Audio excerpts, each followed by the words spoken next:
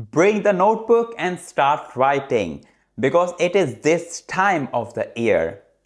You know what I mean. It is time for the IPL auction. During the World Cup, a large chunk of the players strengthened their stocks to start a bid war. Among them, Coetzee and Rachin Ravindra. And I also think, which may sound a bit controversial, is that Travis Head will go unsold. So let's start with Coetzee. It is not about if, it is rather about how much money he will get. Because remember, he is young, he is quick, and he has a bright future ahead of him across all the formats, which make him a prominent candidate for the most expensive buy in this auction edition. He has a magnificent World Cup with South Africa. He was among the top wicket takers, although he didn't play all the matches. And he almost won South Africa the semi-final against Australia if he had more support from Rabada, who was injured, or if South Africa had scored 20 or 30 extra runs. Therefore, I think that Coetzee will start a bid war, and I see two teams going after him. These are Mumbai Indians and Chennai Super Kings. Chennai released Ben Stokes and have a huge purse, as well as they don't have so many spots to fill.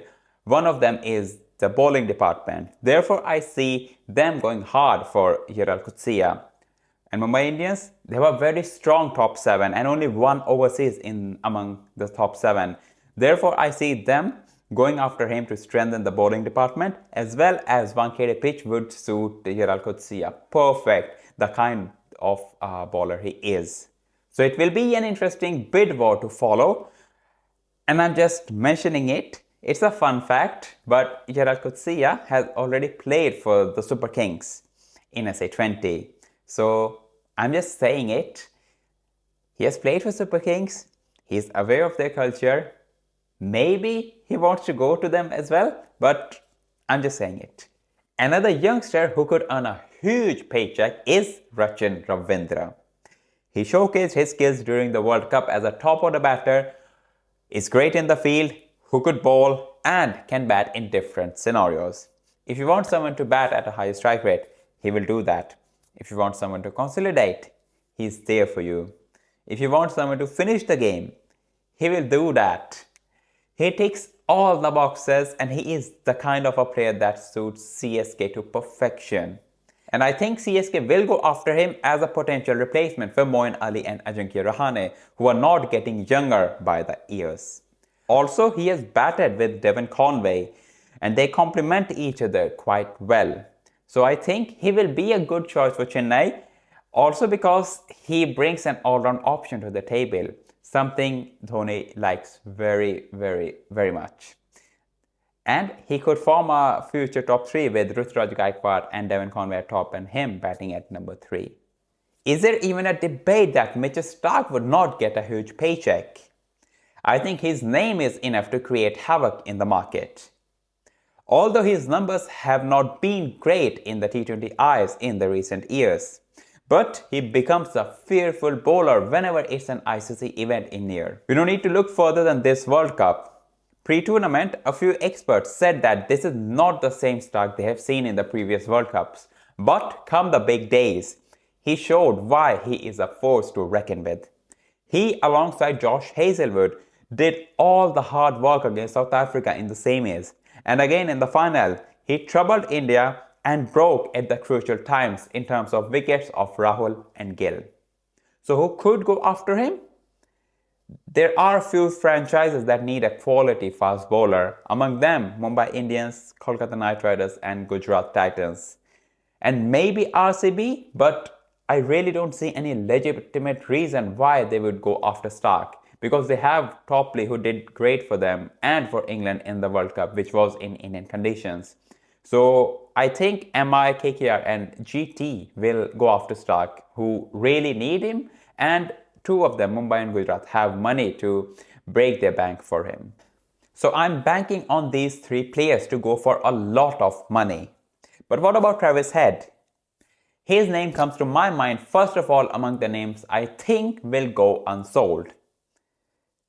I know it sounds astonishing and bizarre, but one needs to understand the auction dynamics. Travis Head is best utilized in the top 3. But there are not so many teams that need a top order batter. Mumbai have a settled top order, as well as Bangalore, Chennai, Rajasthan, Lucknow, Delhi. All the 6 teams, they have a very settled top 3.